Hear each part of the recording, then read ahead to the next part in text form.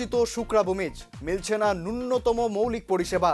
Double engine সরকারের আমলেও অধরা প্রধানমন্ত্রী আবাস যোজনার বাড়ি। দিনমজুর শুক্রাবুমিজ গত 20 থেকে 25 বছর ধরে ছনের ঘরে বাস করছেন। 5 সদস্যীয় পরিবার তার। প্রধানমন্ত্রী আবাস যোজনা স্কিমে নাম লেখালেও এখনো পাননি পাকা বাড়ি। ঝড় জলে ব্যাপক সমস্যার মধ্যেই দিন কাটাতে হচ্ছে তাকে। এর পাশাপাশি বিপিএল রেশন কার্ডের সুবিধাও পাচ্ছেন না তার পরিবার। ফলে এখনো 13 টাকা প্রতি কেজি দরেই রেশন থেকে চাল কিনতে হচ্ছে তাকে। কবে প্রশাসনের তরফে এই বিষয়টির সুরাহা হবে সেটাই এখন প্রশ্ন। 20-25 বছর হয়ে গেছে। তারপরে আপনার এই শনিগড়ে এভাবে বসবাস করছেন। কালকে বৃষ্টি বাদলের কিভাবে আপনার ঘরের ভিতরে বসবাস করছেন?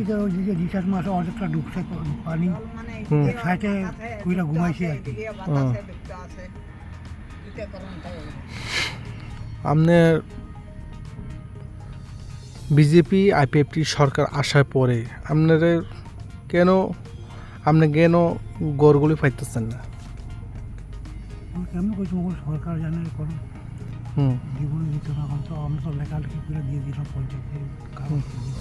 লেখালেখি করে আপনি পঞ্চায়েতে দিয়েছে, খবরই নাই এখনো পর্যন্ত খোঁজখবরই নেই। আপনি কতদিন হয়েছে? আরে 3-4 মাস। 3 মাস, 3-4।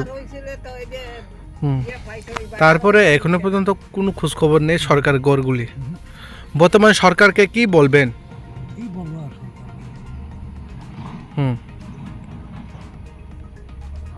আমরা তো সরকার থেকে কিছু পাই না।